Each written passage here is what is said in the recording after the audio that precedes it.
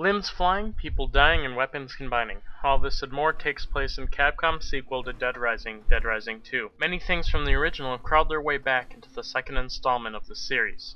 Blue Castle Games has done a good job in improving on some of these things, however, there were still some items it lacked. The gameplay has remained largely unchanged from the first one. Each weapon has a light or heavier attack, and your character is able to kick, punch, and other stuff like that.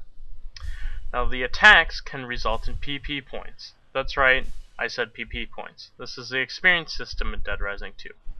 You can earn more PP points by killing zombies with special weapons, killing a specific amount of zombies like 200, 500, 1000, or rescuing survivors. As you level up, you unlock more combo cards, health, weapon slots, and special attacks. Special attacks are stuff like sweep kick, jump kick, curb stomp, stuff kinda like the roundhouse kick, the first one. Now, all the survivors in the game can earn you a lot of PP points. You definitely want to be rescuing a lot of them. Survivors can range in many different emotions.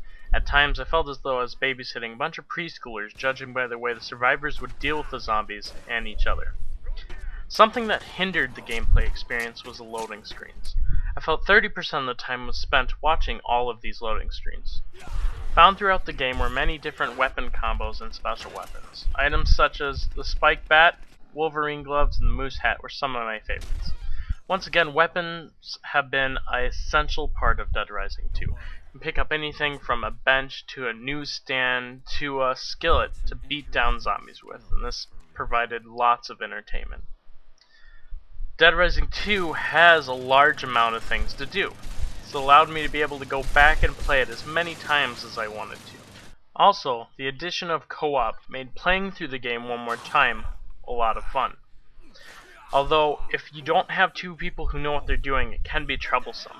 At times I found myself surrounded by zombies with low health. My partner would come away to clear the zombies, however he'd end up shooting me or hitting me instead, killing me on sight.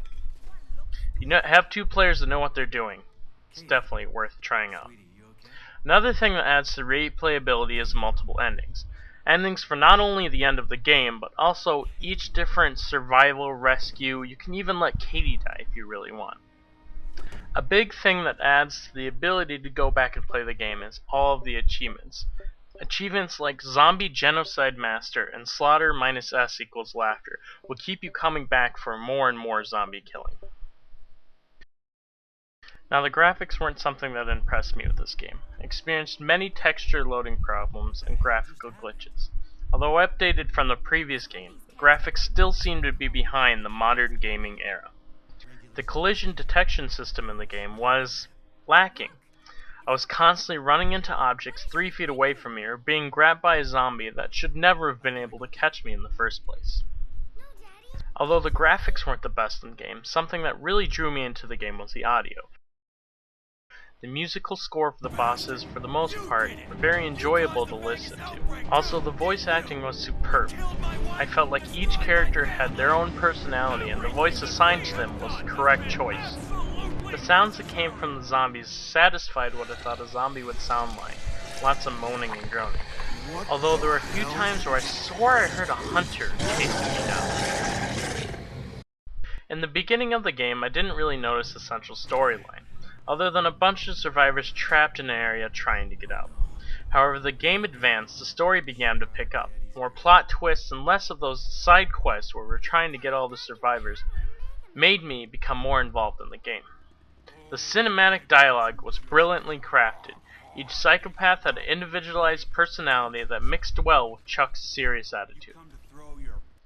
If you like to kill zombies in ever-evolving ways, I suggest you check this title out.